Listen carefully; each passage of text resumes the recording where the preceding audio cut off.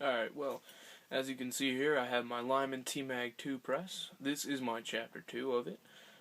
Basically what I'm going to do here for you is just a little quick update on it. My first video was kind of a little horrible. It was when I first started, so I'm just going to kind of touch up on that. So, basically, if you're looking into reloading, this is a video to watch. This here is my Lyman T-Mag 2. It's a revolving top press that holds 6 different dies, or 5 dies, and a powder measure. It is probably one of the best ones on the market for the price, and you can buy a starter box that comes with the press, the powder measure on it, and a bunch of different little goodies with it, just to get you started off. And it costs you about, I think about maybe $180 for the set of it. I think I haven't been to Bass Pro in a while, so I don't know the exact price on it. So, but basically, what I'm loading here right now are some 45 shells for my 1911. We're just gonna basically start off with the simple parts of it. You have your revolving top, 6 different dies, very easy to work. It's probably the nicest one, like I said, mainly because you don't have to keep switching out the dies. You can buy ones where they have a single top. A lot of people think it helps make your loads a little bit more accurate. I find that to be a little BS. I mean, it doesn't make sense to me. So, but this makes it a little bit more efficient for you. Therefore, you don't have to keep taking the time to either put a new one in or buying several presses, which doesn't seem logical at all. So, yeah. It's exactly like the smaller model that they make with the single die to it. I've been using mine for probably, I think, almost 2 years now, coming up, I think. And I've been doing just fine with mine. I finally got myself some 45 dies. I know that the last video, if you've seen it, I was doing 9mm, so I've upgraded a little bit. And you will see me wearing gloves in most of my videos to come, mainly because we're coming into the summertime now. I'm in my basement doing this, and it gets very humid down here, because, excuse me, when it rains, this house was built in like the 1920s, so the foundation of it has a lot of cracks, and water comes gushing in every once in a while, so, and it always comes into this room, so, not too surprising to me. So, and, you know, the oils on the hands really doesn't help with the oxidation on the metal, so. Alright, let's get down here to the basics part of it. Like I said, this is the easiest one to use. Really all you have to do is take your 45 shell, or any shell that you want. Go ahead and just slide it in the top here, alright? Now this can also be a little basic start out for those who want to think about reloading. Let's say I got to first start out, already popped my primer out.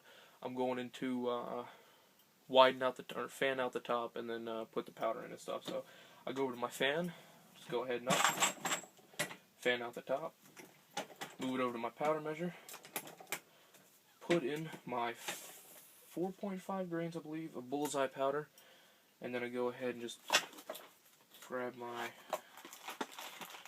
250 grain FMJ. Just go ahead and seat it down in the top there, put it up inside the bullet press, and then boom, right there you got yourself a nice little 45 shell. It's got good form to it, so not a lot of pushing out on the sides, expansion on the sides, I guess that's what they call it. I'm going to do a few dry runs, take the firing pin out of my 1911, see if they, which one is it? What do I do with that? Okay. Make sure to see if it actually goes through with those then. So, like I said, it's really simple. If you're looking into getting something, this is certainly the one to get. Actually, I already fanned all these ones out, so I really don't need to do that.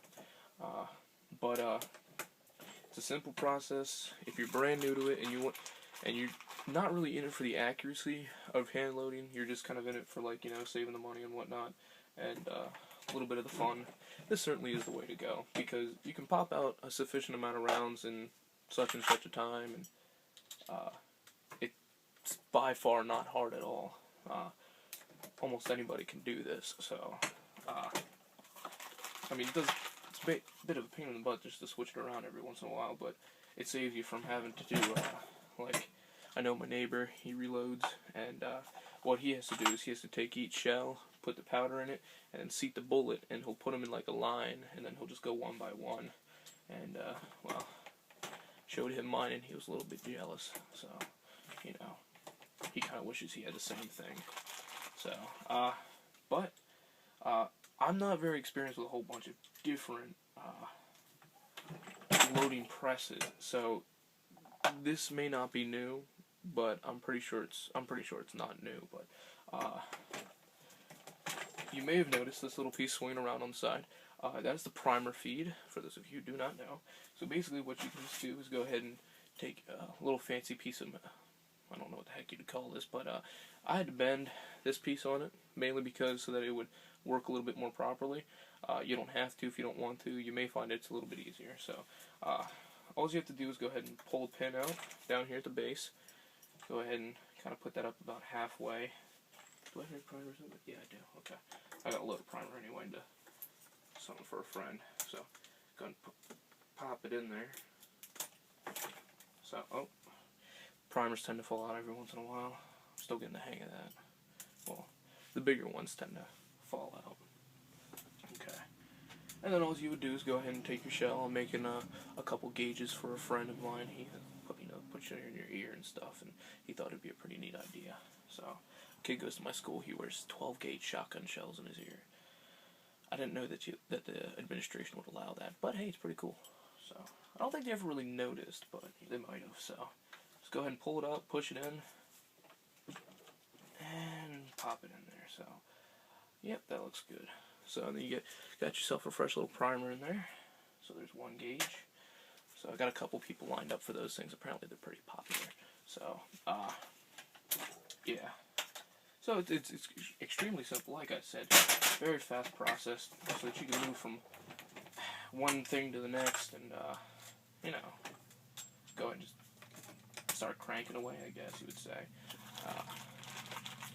You can buy these things, basically at any store that sells ammunition.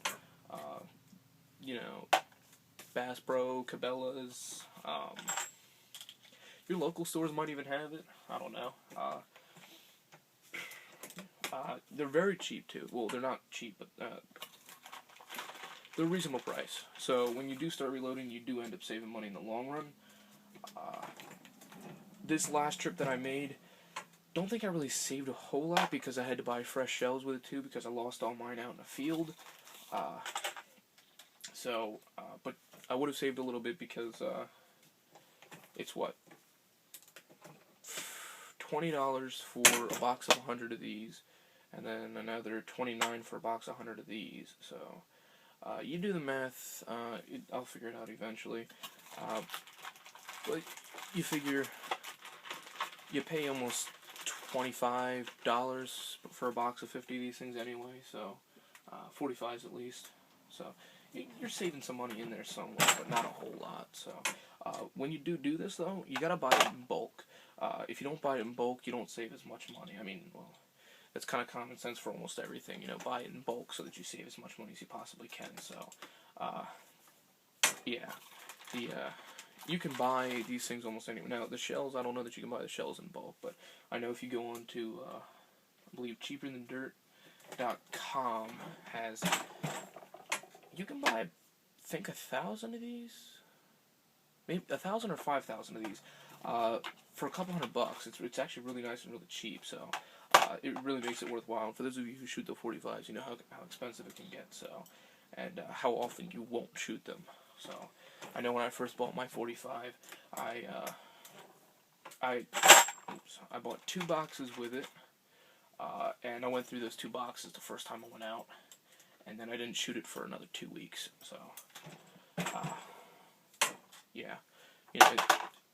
It does a number on your wallet, and, you know, working part-time at an amusement park really doesn't really help me much, but after coming to age, you know, I can start doing some double shifts and everything, and finally buy this stuff on my own now. It felt so good to go to Bass Pro and just be able to buy this stuff, you know. Although the funny thing is that the lady never carded me, so I probably could have just gotten away with it for a while, so I don't know. So Okay, well, yeah, basically, that is the Lyman T-Mag 2. It's very efficient, very reasonably priced, and for those of you who want to get into reloading, it is certainly something for me to suggest to you. It is certainly one not to pass up. If you're looking into getting, like, you don't want to take the time to do any of this, like, I mean, you just kind of, like, want to save the money and pop the things out of there, you don't really care about accuracy, Dylan makes great progressive presses. When I say progressive, that means you can get at least maybe 100 rounds out in less than 5 minutes. They're very fast because they basically have a rotating bottom, and every time you put a new shell in, you go up, it basically does 4 different things at once. So you're saving a heck of a lot of time and whatnot. But if you're in it for, you want to be able to at least pop some rounds out while at least keeping some accuracy if you want it, the Lyman T-Mag 2 is the way to go, for sure. So, yeah. It certainly is a great piece that I have here. So, if you have any questions, feel free to email me, comment below. I actually was quite shocked. I got a couple subscribers. So, go ahead and tell your friends. They can subscribe if they want to. Over the summer here, I should be getting a few new guns to be able to do some reviews on. And, I don't know when my next video is going to be because I know this one's a couple weeks after my most recent one. So yeah, just go ahead and keep your eye out. I might do another reloading video or something. I don't know. Someone did comment on on one of my videos, like, you don't know shit about guns or whatever. I don't know. 18. Don't know everything. I just telling you what I do know. So yeah, just don't go ahead and just assume that I don't know crap for being 18. And actually, there's actually quite a few people that I met that are shocked that I actually reload. Like, my parents don't reload. I actually pretty much got my parents into, well, my mom's not really into it at all. But I got my dad and my brothers into basically guns. And if it wasn't for me, I probably wouldn't be reloading in the first place. So, yeah, it's not often you find kids my age actually reloading anymore. Well, let alone people in my age range, like around 18 to 30-ish. They just don't think really a whole lot. So, but, yeah, anyway, like I said, subscribe, comment, do whatever, check out some of my other videos if you want to. Like I said, I'm trying to buy an AR for my graduation present. I just had to buy myself a new phone because I dropped it off of a ride at Dorney Park. Gotta pay that off first. And then I'll be getting that. And then you might be seeing a Model 29 in the future, or Model 19, 29. God, brain fart. 357 Smith & Wesson, I can't think of it right now. Model 19. And maybe a 3040 Craig. Just keep your eye out. I'll get there eventually. So, thank you for watching. I hope you enjoyed it. Don't leave stupid comments. I don't do that to you guys. So, alright. Thanks.